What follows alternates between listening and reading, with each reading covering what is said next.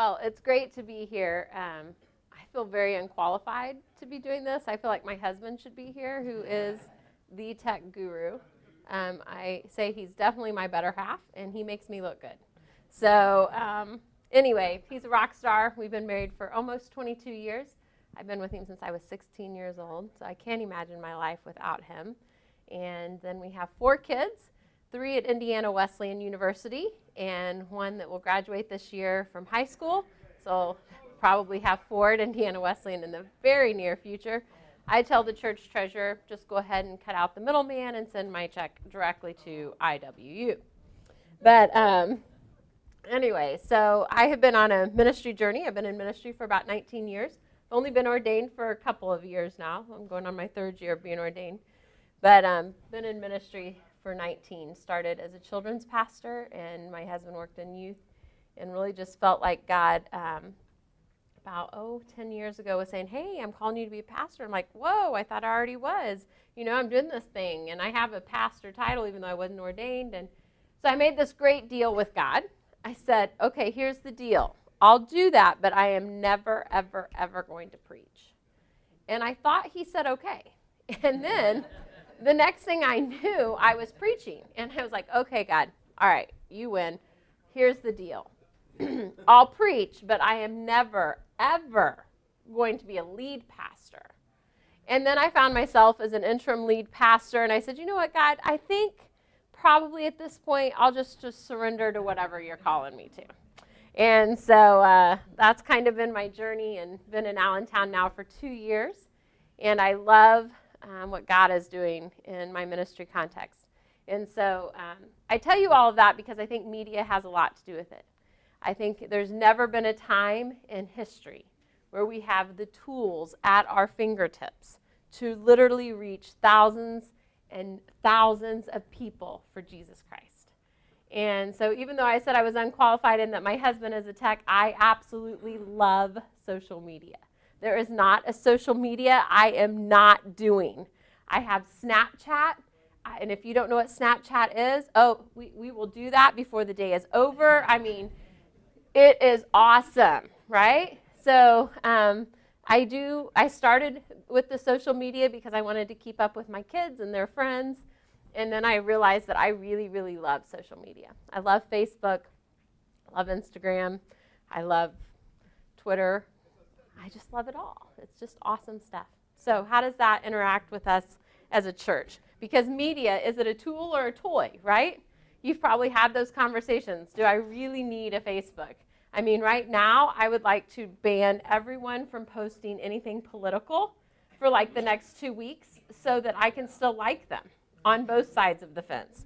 And so what is media? Is it a tool or a toy? And that's one of the questions that we're going to answer today.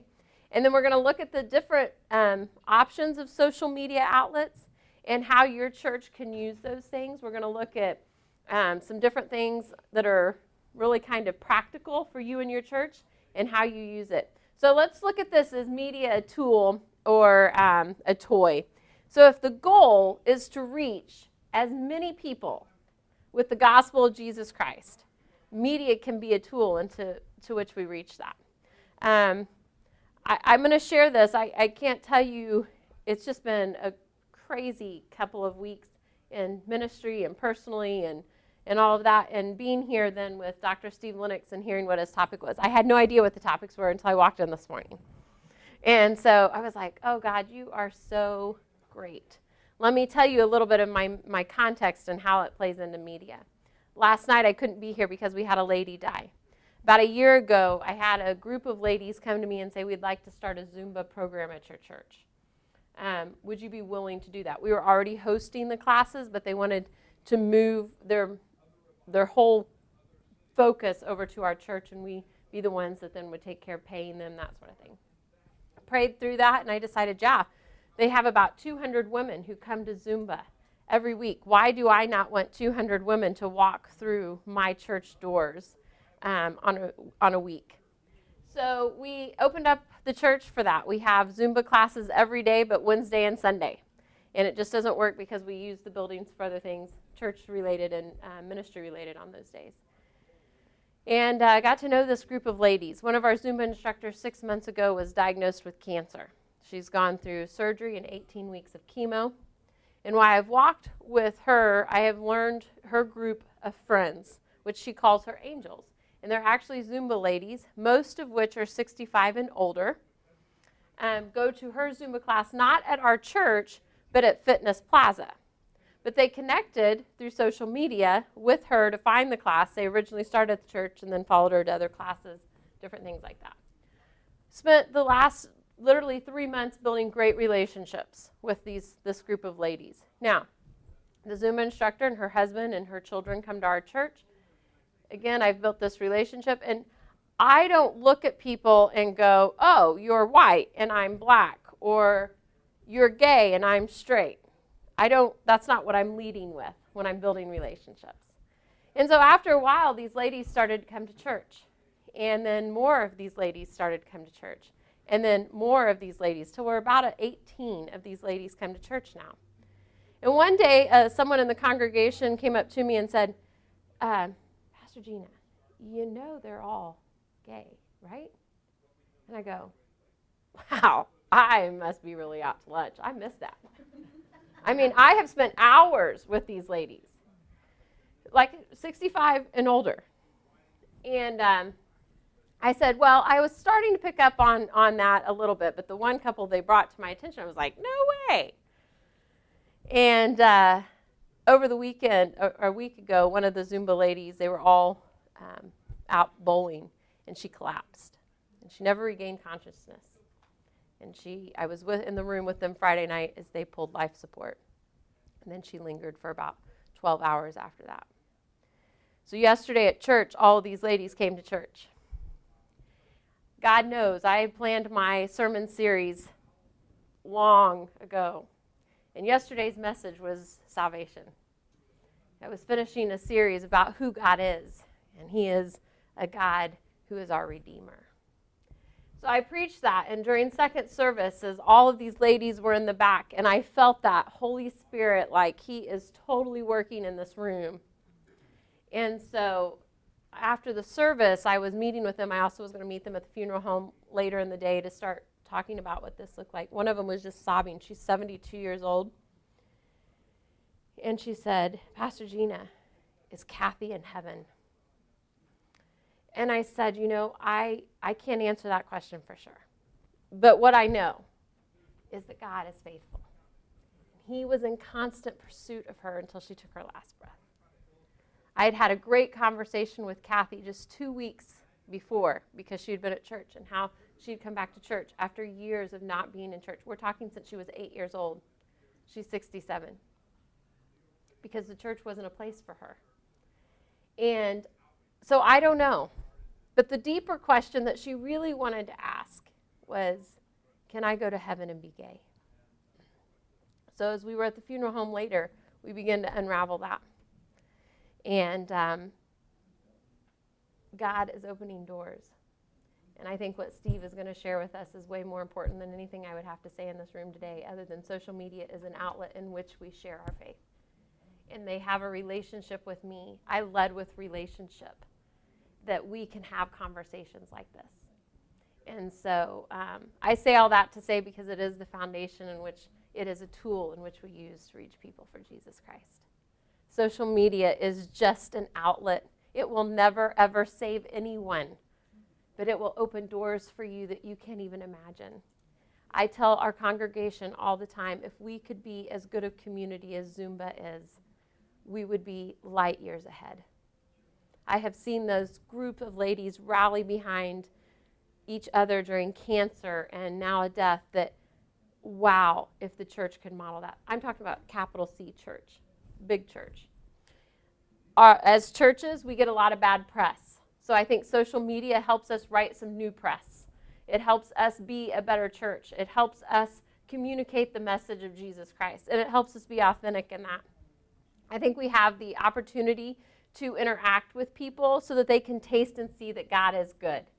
And I think that's really powerful. I would ask you, how many of your churches have a social media page? Like on Facebook. Do you have a Facebook page? Yes? Yes? Do you have it set up as a page or as a group? Do you know? Page? I do. We have actually both. Okay, that's what we have a private group so that we can talk to each other without everybody else in the world hearing. And then we have a page, which is for the public. Right. And that's what I would recommend. I have seen a few churches, and they start with a group, which I would never recommend. Anybody can post. You don't get to control the content quite as much. And it's not that you're trying to control, but when you're an organization, you are a little bit trying to control messages. And so if you don't have a page, or you do have a page, you need a Facebook page, not a group. If you're going to start someplace, start with the page. The group is more share your prayer requests, encouragement. I would make that a private group, not a public group, because we've all seen groups that get way out of control, and then you're not really giving Jesus any glory. You're just giving him a black eye. And so your page helps you control the content. So one of the questions I would tell you that's very important with the church and social media is, how are you communicating? Who are your people that get to communicate your message? That's a really key piece to this. Who are the communications? You almost have to have a communication plan. And I don't know, like at my church, I'm the only full-time staff member. So I'm not speaking to you from large church context. I have a growing church, but I'm still just the only full-time person. And so who communicates, and that plan is very important to me, because if I don't have it in place, things fall through the cracks. And then we realize we're a week away from an event, and wow, we should have made the event a month ago, 6 weeks ago, and now we're behind the 8 ball. So how you communicate is really important. I should have said this at the beginning. If you have questions, please just stop me and let's talk about it, because I know we only have an hour, and I can tend to go pretty quickly. So I think there's some things that we need to look at in how we communicate, what we're communicating, and who's going to communicate it. If you're familiar with the largest Wesleyan church is 12 Stone, if you've not ever looked at their resource page, they actually have an outline of everything that is okay for pastors and staff to post and what's not okay. I mean, it's like straight up rules. And some of you may be going, well, that's dumb. Well, maybe not. I would tell you that if you are managing your church's website, that you should not be making any political post right now regarding either candidate. Now, should you most definitely be saying we should pray for our nation, that we should be voting our values and all of that? Absolutely. But here's what I'm learning in a church that's reaching a lot of unchurched people. They're going to vote very differently than me. This is funny. When we were getting ready to pull life support from this lady, they were trying to shock her awake, and so they're like, "Wake up, Trump's president!" And they all laughed, and so so you get it, right? So we're dealing with a very divided nation, and I want to reach Trump supporters, Hillary supporters, and everybody in between. And so I'm very cautious, as personally and as a church, in what we're getting up and saying about that. Now, am I talking about biblical principles and how we should be voting from a Christian perspective? Absolutely. But I am not talking about it in the context of support this candidate or this candidate. And I think that's where, if you have a social media feed, you probably have Christians on both sides of that, and they're talking, it becomes a war, and we can't be friends anymore, and I'm pretty confident that is not ever what God intended, ever intended. So let's talk a little bit about the communication piece real quick as far as your communication plan. Here's a couple of things that I would recommend. You need to have a clearly designated point person for your social media, whether that's Facebook, Instagram, Twitter, Snapchat, all the other ones. I know I'm Flickr. I don't know that too many people live that. I know Google Plus is becoming a bigger thing. LinkedIn doesn't really quite as much something that the church, in my opinion, needs to worry too much about. But so you need to clearly have a designated person who's going to do this, that is responsible for your communication. One of the things that we did start doing is we have a communication plan now. So when our outreach team meets, they get that form. What things do they need for upcoming events? They handle our events and things, our ministry partners each month. And then that comes back to the office, and I then give it to the people that need that information. Right now, my husband, Jason, is basically the main communicator in that he sends out our emails, makes the flyers, puts it on the sign, puts it on our video stuff. And then once he does the graphics, that goes to my ministry leaders, youth and children, and they can use it to make events and that sort of thing. So you need to have a plan. And some of you are going, I don't have time to make a plan. Well, I would tell you that you don't not have time to make a plan. You have to do this. If you're going to reach more and more people, how will your church know that you're there if you aren't communicating? We're not a place for the well. We're a place for the sick. And the sick are using Facebook and the well. Oh, I don't know. So if your goal is to have a daily tweet or make a goal of tweeting once every 2 weeks, I would say what I try to do is send out a Friday communication email, and that it goes out in the email list, and it's uploaded on Facebook, and the link is put on our Twitter, and we're just creating a photo that goes on Instagram that says, check out latest news here. And that actually is from me, the pastor, and that comes out on Fridays. We will, as soon as we have more people, the plan would be then we would have what we call a weekend update, and that would come on Monday or Tuesday. Hey, this is a recap of what happened over the weekend. Here's kind of upcoming events. Here's where we're going, that sort of thing. And then Friday's email would simply be from me, hey, this is more of, here's where our sermon is going, practical application, that sort of thing. Can you tweet it in the morning? That's right. Yes. Yep. You can tweet it in the morning. And then you also, with your communication, you need to understand the differences in the channels. So Twitter is not Facebook. Neither of them are Instagram. Okay? So you have to have a good understanding of how each channel of social media works. Facebook is probably your largest usage right now. I have because my husband is the techie and he was gone all weekend, my PowerPoint is not hooked up. But 98% of people say that their church does use social media. So those that they polled, and then 46% of churches say that social media is their most effective method of outreach compared to knocking on doors, newspapers, TV, radio ads. So it's pretty important.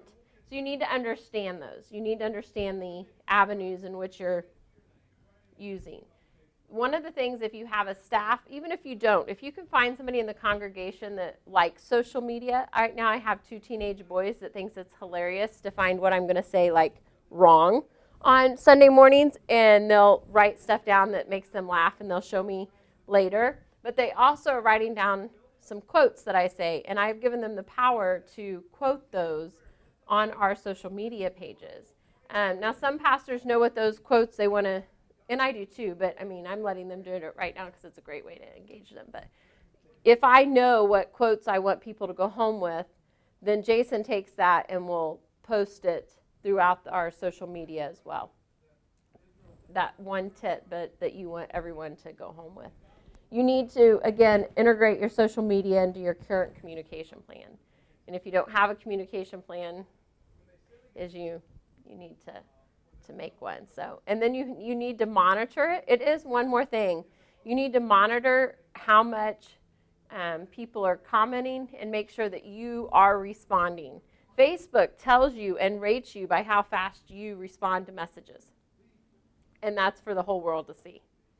So when someone sends your organization, your page, a message, and it takes you 6 days to respond to that, Facebook rates you.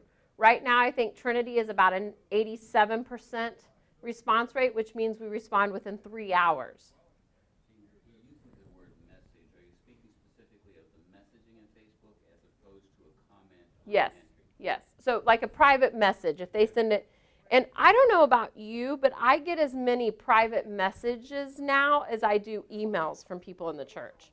Like email's almost like something that doesn't happen as often as Facebook messages from people in my church. I'm not talking about from pastor to pastor, or, headquarters to me, or that sort of thing. So the messaging, that private messaging, they rate you on how fast you are responding. And so if you're getting a poor rating on that, even though we don't think, well, it's no big deal, it is a big deal if someone's looking at your page that is unchurched and go, oh, they're not responding. I realized last week that we had a crucial error on our Facebook page, and the information didn't match our website. And so thankfully, we were able to fix it. It was just service times, like just service times. We had a fire in our community 2 weeks ago. We were able to connect with the families that lost their home, and they were going to come to church. They haven't been to church at all. And she messaged me. She's like, I'm a little confused. Your website says this, and your Facebook page says this. So when are your services? And I'm like, really? And so it happens. So I'm not an expert. I'm just telling you what I've learned. So make sure that you have the right information and that you update it frequently. And also, again, just monitor who's commenting, who's sending you messages.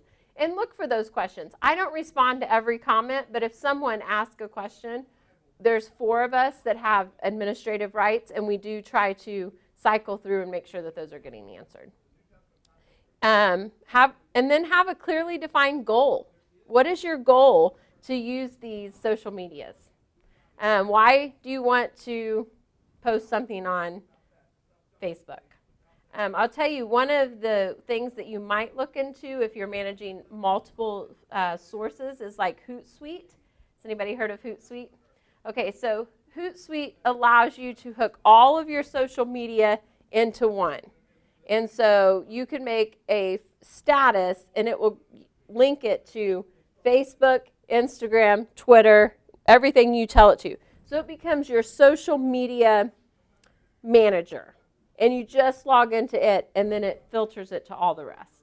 I think there's another one maybe called Buffer. I don't have any. The other one, what's Hootsuite, Hoot Suite, SUITE.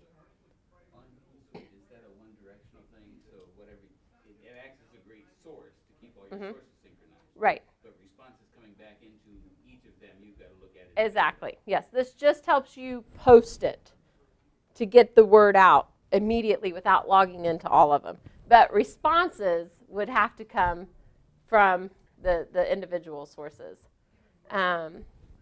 Social media is really good at sending you analytical information, and we're pastors and we're church leaders, and we want to know what our reach is, and we want to know how that's happening.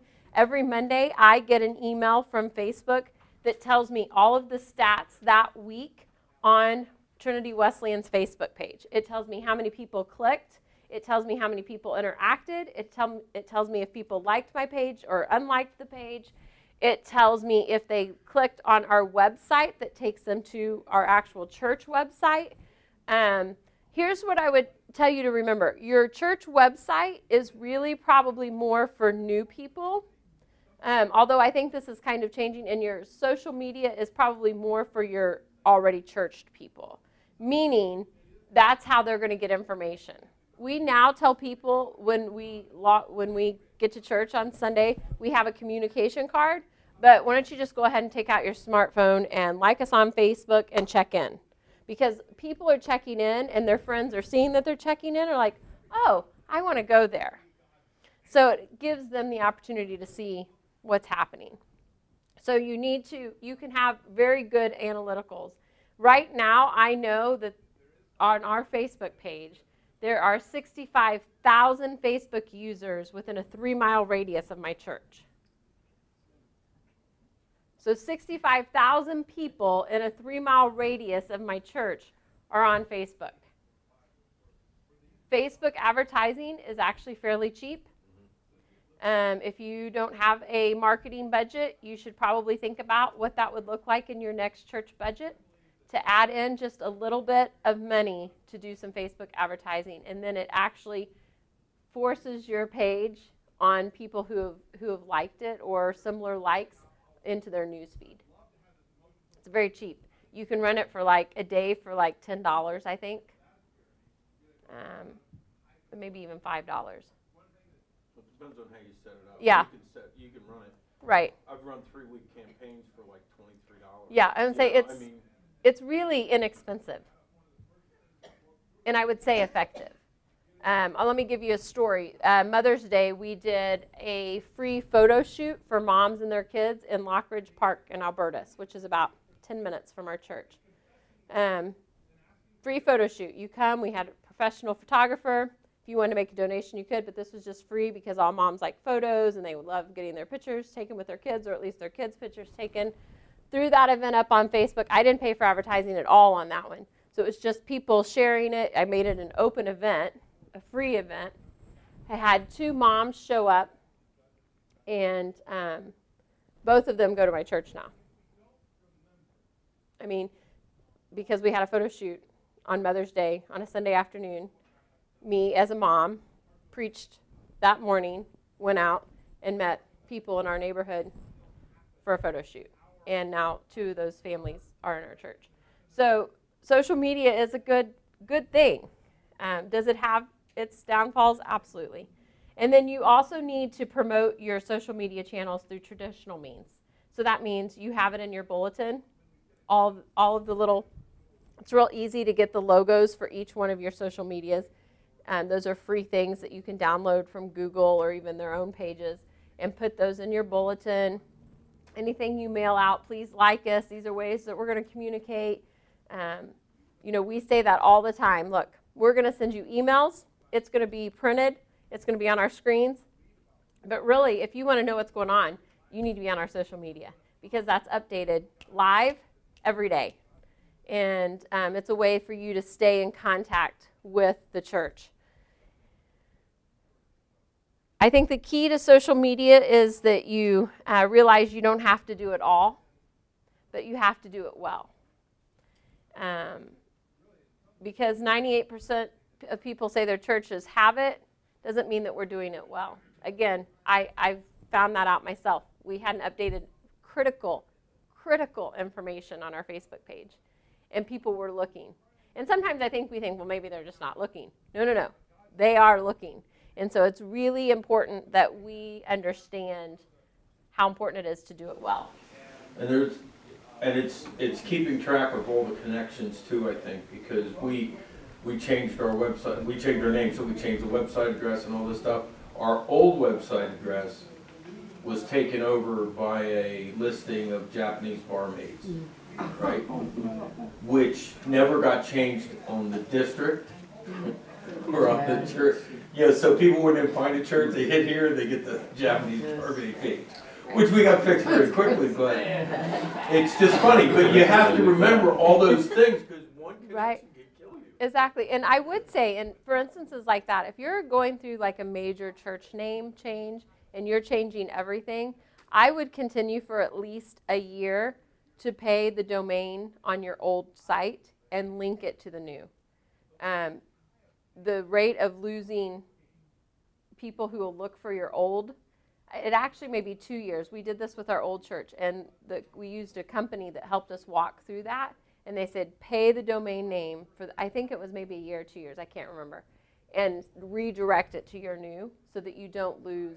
For one, people will buy your domain name, and you don't know what it will be, but that way it keeps people coming to yours.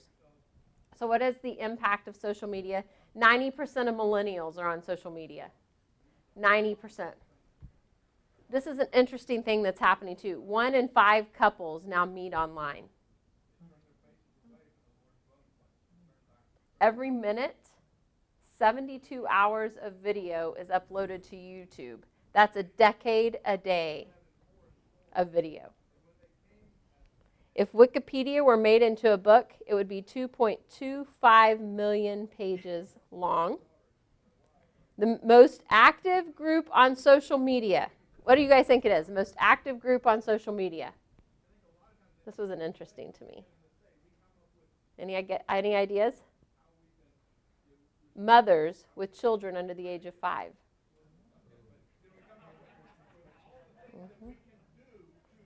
So think that through. If that's the most active group on social media, and millennials aren't in church, and moms are at home, how many generations can you reach right now?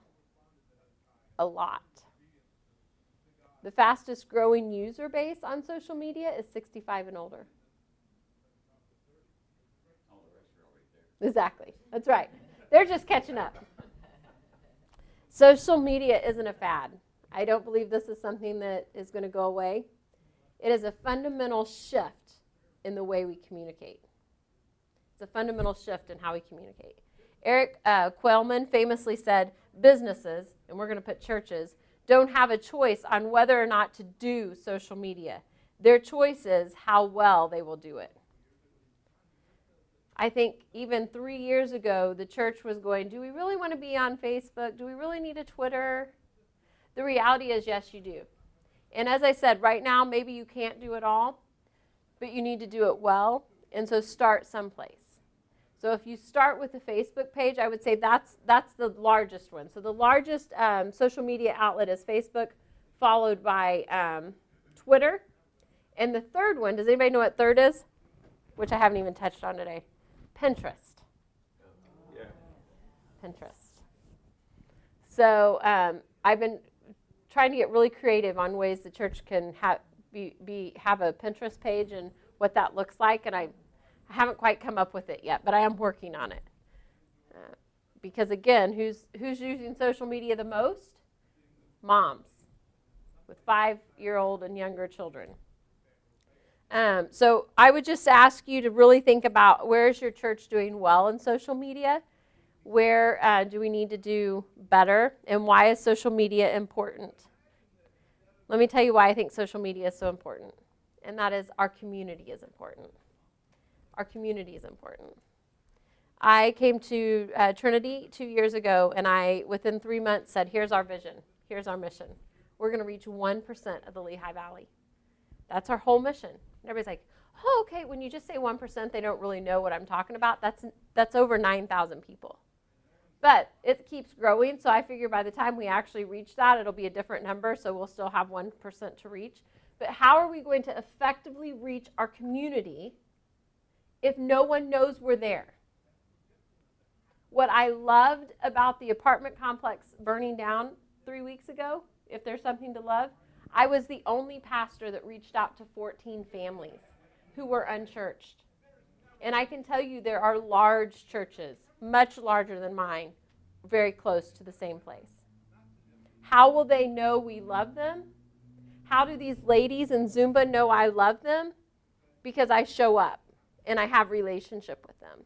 I comment on their things on Facebook when they're doing something. They go to the pumpkin patch or they're out at a bar having a beer. No judgment, just, hey, looks like you had fun. That's a great photo. How will our community know that we love them? It's because we're there for them. It's important. People will go where the people are. That's why the check-in thing on a Sunday morning is really important. We have everybody do that now. One of the things that we did to reach our community is we take our connection card and our Facebook check-ins, and we started this over a year ago, and we say for every family that checks in or fills out a Connect card, we're going to make a donation back to our ministry partner this month. And we have a ministry partner each month. Sometimes it's Allentown Rescue Mission. CareNet is one of them. 1 month it is our mission, like our missionaries that we're supporting. This month it's Teen Challenge. We're making a donation back to those that are helping with addiction. In September, we did Ramos Elementary, which is the largest elementary school in Allentown, has over 900 students. 85% of those are poverty level. And we collected over 100 uniforms, and we made a donation back. Now, does that hurt some months to write that check to? Sure. I'm a growing church, and I can tell you my budget is not growing at the rate of my congregation. However, I believe that it also, so at our offering time, instead of saying, this is your tithes and offerings, we say every dollar that you are giving helps fund the mission of this church, and we talk about our ministry partner. Not about the light bill or my salary, but about our ministry partner and how you can be part of that. And so it becomes something that people, the new people, the unchurched people, love that. Oh, you mean if we check in here, or we give you our email address and our phone number and our address? Do you see? It's selfish on my part because I now have their information. But they think, oh, this is awesome because you're giving something back. It started at a nickel for each family. We're now at a dime for each family. That's not a lot of money. I mean, I would love to get to where it's $1 for each family each week. Start someplace. And social media only helps that. What's the point? This is for smaller churches. It serves two purposes. It engages your congregation, and it reaches out to new people. You want to engage the people you already have. You want to ignite a passion in them that they want to reach the community. And if we can use a little tool called social media for that, why wouldn't we do it? I tell people every week, literally, I take my phone up to preach with me, and I check in. Let's check in. If you haven't liked our page, let's do that. I tell them, take your phone out. If your Bible app, if you have a tablet, use that. We want you to use those things because that's what they're using in their everyday life. We don't need to go back to 1980 in our churches just because we like to everyone to have an open Bible. Of course, I would love for everybody, but the reality is most of them don't open a Bible during the week, but they are reading their Bibles on their phones and their tablets. And so it's just one more thing, and those are social media type things that are happening with technology, and you engage your congregation. We're reaching out to new people. It gives us a viable presence for the church to have a voice, and that's really important. I feel like we just don't have a good voice. The media has made us into really terrible people. And if we can have a voice and it gives us a presence in people's lives, then we should be doing it and doing it well. Before I came here, I was pastor of two small country churches, very low people there. I mean, not many people there. And because of some things that had happened in the past, there were a lot of the young people that had left. And they didn't really think anybody cared. And, some of the older people didn't either. So, somebody would come in and say, did you miss me for 2 weeks? I was in the hospital. And they never call. You never know that they were in the hospital, right? So I found out that's how I started on Facebook. And I started to get out there, and all those kids that left, I mean, there was a couple of families involved, all those kids that left, when I left that church, they were in the sanctuary probably 3 weeks out of a month, right? And getting more involved. And they're still there, right? But because you got to minister to people where they are, and some people, that's where they are. That's the only shot you're going to get, is on Facebook or whatever else. So I mentioned I love Snapchat, and I started that just because my kids had it. But I have serious street cred at church with all of our teenagers because I have a Snapchat, and they have all added me, and so I get to see their stories. I get to see what's happening in their lives. And sometimes I go, and then their moms and dads don't have it, but their pastor does. And they let their pastor be part of that. And so, okay, whatever, it takes time to manage all of those things. But I believe it's making a kingdom difference. And they get to see my Snapchats and me be silly, and they love that. They screenshot them, and it comes back to haunt me at times. But that's okay, because I want to make a kingdom impact. So, I have 5 pillars of social media for smaller churches. And the first one I've already mentioned is don't do it all. We have limited resources. I get it. Trust me, I get it. And the worst thing that you can do is go out and sign up for 5 new social media accounts. So I would just tell you to pick one and do it well.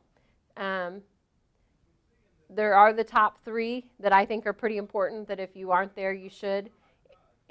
Well, I put Instagram instead of Pinterest because I think Pinterest and Instagram are really close to 3. But Twitter, Facebook, and Instagram. Start with that. Twitter to me is a little harder to manage than the Instagram and Facebook, and I'm not sure as many millennials are on Twitter as they are Instagram. This second one I would tell you is be yourself. Your social media personality needs to be accurate reflection of your church. So don't post a worship scene from the church down the street that has all the stage and the lights and the fog and tell everybody that's your church. Just be yourself. When you begin to have a presence on social media, you'll realize that there are people that need that presence.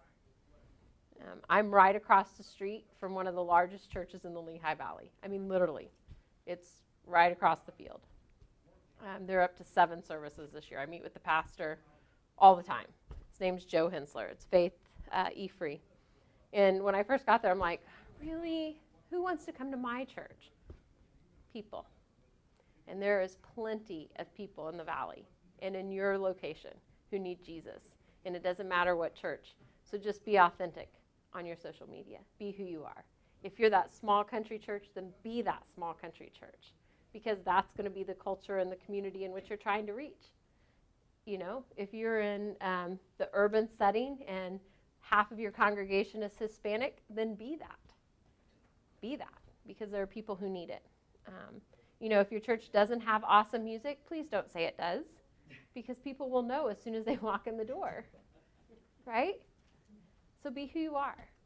That doesn't mean you have to say your church has terrible music. That's not what I'm saying. But just, they really want real interactions. If there's anything that social media it has done, it is a cry for being authentic. And although I would argue that it's not really authentic, but the millennials will say that it is, so we'll agree with them. Social media offers real interaction. I want people to understand that. It's not face-to-face, but it is still very real interactions with people and their emotions and where they're at. So don't downplay that. Don't downplay the effects of your interaction. And then I would tell you to listen. You know, the biggest benefit social media will bring to your church is the opportunity to listen to the heart cry of your community. As you said, they weren't calling the church office to tell you that they were in the hospital, but they were sure putting it on their social media. Or maybe their dog's lost, or they have a wayward kid, or whatever. It will open the door to person-to-person conversation, and I can tell you that for fact, as I already shared with you. The person-to-person conversations that I have got to have because I have been a voice on Facebook is unbelievable. You know, this is a wise thing to remember when it comes to social media. Everyone should be quick to listen and slow to speak. There is no eraser. There is no eraser. It's true. You know, it's just really important. I'm going to get that. I'm hoping to get to some personal. How do you manage your personal life and a Facebook page as a pastor and a leader? Let me go over these. Give value. People don't care what you have to say until they know you care. And wow, is that so true? I'm learning that. I say all the time, if I've ever needed Jesus, it is now. It is now. And having a voice in people's life, we have to give them value, let them know that they're valuable. Not because they're a number or a person in a chair in our church or because they give $1, but because they're just value. They're value to us. And then the fifth thing I would say is repeat it. Everything I just said, repeat it over and over and over. Be a church that cares for others. It's likely that in the 6-month time period, you will have to redo everything that you've done on your Facebook page. You will have to rethink your communication. You will have to do all of those things over again. But if you just keep at it, you will build a presence on social media. So let me talk a little bit real quick, and then I'm going to let you ask questions. One of the things I get asked a lot or commented about is people say, you do a really good job of being you as on your personal page and being a leader in the church, whereas you can kind of merge the two. What tips would you say, what would you give to us? And so one of the things that I would say is I'm very real on Facebook, right? So if my husband and I are out to dinner, I'll take a selfie and, you know, put that on our social media. Since we moved here, we love to go to New York City. And I can't tell you how many times we've been to New York City in 2 years. my church people love that. Here's why. It makes Jason and I really human. It makes them think, wow, there is still couples who date, love each other, respect each other. It's not just on the pulpit. But here's the other thing. I don't always text or Facebook when Jason and I have a fight, right? Now, do Jason and I have fights? Absolutely, okay? But I will say things like, man, it's been a really hard parenting day, or it's been a really hard relationship day or pastoring day, and here's what I'm learning, and here's how God's using that. They want to know that you're just like them. But they also want to be able to respect you as a leader and know that you lean heavily on God. And so there is that fine line at times, because there are days that I want to post something. And I have a private group for that. I have a core group of people. Some are family and some are close friends that live many, many miles from here, where I can go in and I can say, sometimes being the pastor is hard, and list out all the reasons why. I don't necessarily need for the whole world, all 2,000 of my friends, to know that. And my profile is public because I'm a pastor, so it's whoever wants to get on my Facebook page to read it, so it's more than 2,000. So there is that line of being real, being authentic, without oversharing. And would we just like everybody not to overshare? I'm just saying we should do a class in that. But it is important for you to be real and say, you know, everybody knows I love to take photos. And so I do that a lot. My poor kids, every time they come home, they're like, we're going to have family photos again, aren't we? And I'm like, yes! And I post those. And now my kids in college will take pictures of themselves at dinner and send it to me when they go to dinner, and the church loves that too. Your kids are still going to dinner with each other. I'm like, yes, because I give them money. And it's not what you think. They don't want to eat Baldwin food anymore, and they call and they go, hey, we'll go on a sibling date. You want to pay for that? And I'll be like, oh, yes! Let me put that in your bank account right now. So they do, yeah. So that's how that works. So be authentic, be real, be really excited about the good stuff. Be honest when you're having a bad day without being over honest and oversharing. And just have fun with social media. I don't always get it right. I think right now I probably have, I don't even want to tell you, a lot of unanswered messages that need answered, and but it's just part of it. You have to manage it, or it will manage you. So have a plan. Okay, what questions? I have a lot more information, but let's ask questions. So all the family stuff, you post that on the church page or on your page? On my own personal page. All right, because I try to segment it. Yes. I try to keep the church stuff. Yeah. One of the other things I would say about that is, a lot of times pastors feel like we need to share everything that was put on our church page, like this event or this happening. I don't do that. I used to. I fell into that trap, and I realized that I needed to be a real person outside of Trinity, and people needed to see that. So things that I post are events. I definitely share the events that are coming. I'll share that. You need to originate it with Trinity or whatever your church's is, and then share it, because that brings people back to your church page, not to your personal page. And then I share, like, anytime we have salvations in the church on a Sunday morning, we make that a big deal. We put it on all of our social media. This is what we're about. One of the other things that we're getting ready to do with that is add it to our website on our giving page, with a running total of how many people have given their lives to Christ and how many missions trips we've gone on, and that's why we give, and the ministry partner part of that. So just, again, brings people back to mission and not gets them lost and whatever else. So I don't share every detail that Trinity posts anymore. That would be another piece of advice. Any other questions? Yep.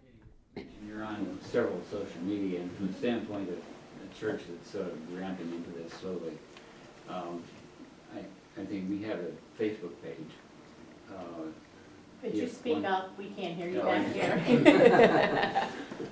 So currently, we have a Facebook page and no other social media contact, and you mentioned, at times, I think you mentioned linking from one to the other, or posting on one to another. First thing that comes to my mind is, so you start a Twitter account, and basically the bulk of what's put on Twitter are references back to the Facebook page. Good, bad, indifferent. I don't think it matters a lot. I notice that a lot because, again, most churches who are managing, large and small churches that are managing multiple, are using one of those Hootsuites or something like that that puts it out to all of it. And Facebook is the main one. It's the number one. I mean, millions of people on it. Is it the case that most people who have Twitter also have Facebook? You know, So probably, by right, going to Twitter and pointing them to Facebook, right. are you losing? Here's what I would say to that. I don't think so because there are people on Twitter. Twitter is used very differently than the Facebook. So you will catch people there, and when they link to your Facebook page, I always think of it in that terms of as if you were linking them back even to your own website. Really right now what we're trying to do is our website and our Facebook page should be very close to each other because that's where people are clicking. And it does. It just links them back to your best way of communicating. Sort of a low cost, low entry point to Exactly. get on Twitter, but not take a lot of, Exactly. of energy. Right. Yep. Yeah, something I've noticed with our stuff is like on Facebook especially, if I go out on the church page, and I can put, scripture out there, or I could put a little, cat praying or something, stupid stuff. You put all that stuff out and it's like nobody notices. But when I wrote a thing one day about, I was standing at the front of the Wawa and I realized I was judging everybody coming in and out of that store. And I wrote this whole struggle down, right? And I put it on our page and the thing blew up. I mean, for us, it blew up. I mean, there was like, that thing went to like almost 1,000 people, looked at that thing versus, 4 people reached, or whatever. So, and then I noticed that when you had that personal component in there about your own struggle, that authenticity piece, it blows up. Absolutely. Versus, And that's one thing I didn't touch on. I have all of that further down is some of the things to post. The little memes are really cute, but they're not changing anybody's lives.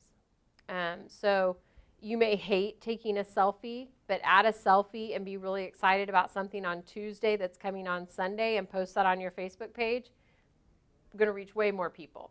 Or like you said, one day I was out someplace and I saw a little girl who had come to VBS and they weren't in church. And so she remembered me and I knelt down and I took a picture of her and I put it on Facebook and I said, hey, remember this little girl? She came to our vacation Bible school. Let's just pray for those families that we reached then. And you get way more people interacting with that than the little meme that says you should vote for Trump or Hillary. Yeah. So, or you fill in the blank. There's so many memes, or the cats, or the dogs, or whatever. So it's just, I know we covered a lot, and I still have 2 pages. I wasn't sure how long it would take to go over all this, so we covered a lot, and it's a lot to sink in, but it is really important. I'm seeing it play out. I'm seeing people come to know Jesus because they interacted with me first or with the church on social media. You mentioned earlier about, not oversharing, and that's like, if you ever went on my Facebook page, you see there's not a lot that I'll post those, hey, nice picture, all that stuff, but if I really feel the need to respond to somebody and it's not something that I could say would be really positive and cause people to be drawn to us, Right. I might do it in a private message, Absolutely. but I don't air all that stuff, even on my personal page. I don't get involved in political debates, even though there's times when somebody will post something, I'll go like, Right. I want to, but I don't, because I understand the purpose of that page. I understand the purpose of all that, because it's a projection of the church. And the other thing that we have to really understand about Facebook, I think, is that it's community. It's like standing on the street corner, so you're going to get some stuff on there that maybe you don't like, but it's the community. And if you really want to look at what the community is, you have to be ready to look at that stuff. I will tell you that, as I said first, when you have a Facebook page versus a group, we do monitor what people say. And we're not afraid to delete things. But then there comes a message, a conversation that takes place with that. That hasn't happened but maybe one time, and it was right after I came, and Trinity had kind of gone through its own little thing before I got there, and so we were cleaning up some stuff. And so I talk to volunteers and leaders a lot. I meet with all of my leaders twice a month in a board meeting setting and then a leadership development setting, and we talk about expectations. And so if I see something on their social media, I call them out on it. Just because it's now allowed to drink doesn't mean you should probably post you partying. Or, I'm just naming one. And I tell that to my college kids as well. Look, you need to understand the first thing I say to an intern, a college student wanting to come and work at my church right now, is I just want you to know after our conversation, I'm going to be looking at your social media. I'm going to stalk you on social media. And if you think the church is the only one doing that, you're wrong. Because I know many corporations who watch their employees' Facebook pages and will fire them for being out partying and posting photos about it. I mean, seriously. So we do have to, we are putting up an image, and hopefully it's the image of Jesus. Well, I have a friend of mine who hires for the state police, and for anybody who applies, they go out to their social media, and most people don't pass muster. Right. They don't even get the interview because they went out on their social media. Exactly. And Exactly. So it's important. You're right. It is community. yeah, It is it's like community. standing on the street corner, That's right.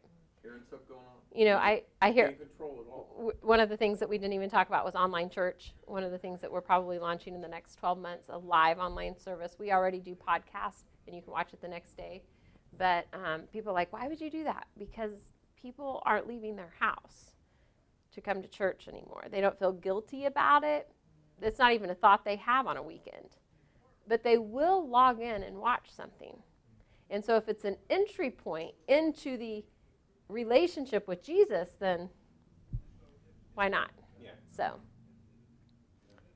any other questions? Nope. Let me pray for you and we'll go. Dear Heavenly Father, thank you so much for giving us the tools in the 21st century to reach thousands of people for Jesus Christ. And God, we know that social media can be a blessing and it can be a curse. But God, I also know that your name can be glorified through it.